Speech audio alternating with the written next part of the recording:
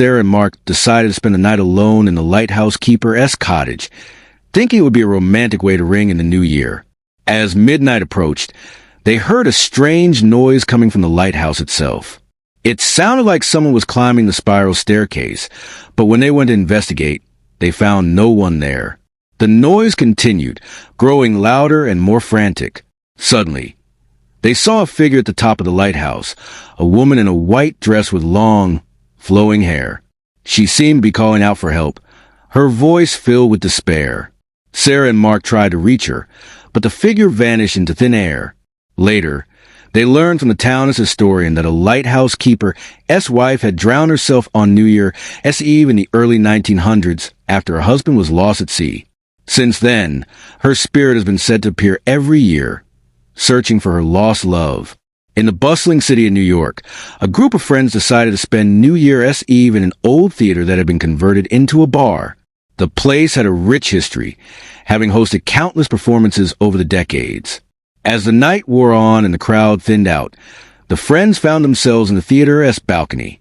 They noticed a strange chill in the air and heard faint sounds of applause and laughter, as if a performance was still underway. One of them, a curious soul named Emily, decided to investigate. She walked down to the stage and was shocked to see a ghostly figure standing there, a man in a tuxedo with a top hat. He seemed to be conducting an invisible orchestra, his movements graceful yet eerie. The friends tried to call out to him, but he didn't respond. Instead, he turned to face them, his eyes hollow and lifeless. They fled the theater, and when they returned the next day, they found no trace of the man. The theater's owner told them that the building had once been home to a famous conductor who had died mysteriously on New Year's Eve.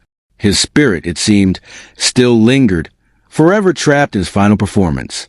These true horror stories of New Year's Eve ghosts serve as a stark reminder that the line between the living and the dead can sometimes blur, especially on nights when the veil between worlds is at its thinnest.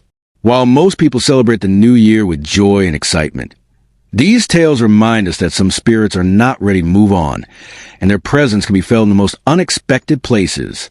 Whether it is an abandoned mansion, a lonely lighthouse, or a historic theater, the past is a way of haunting us, even on the most festive of nights.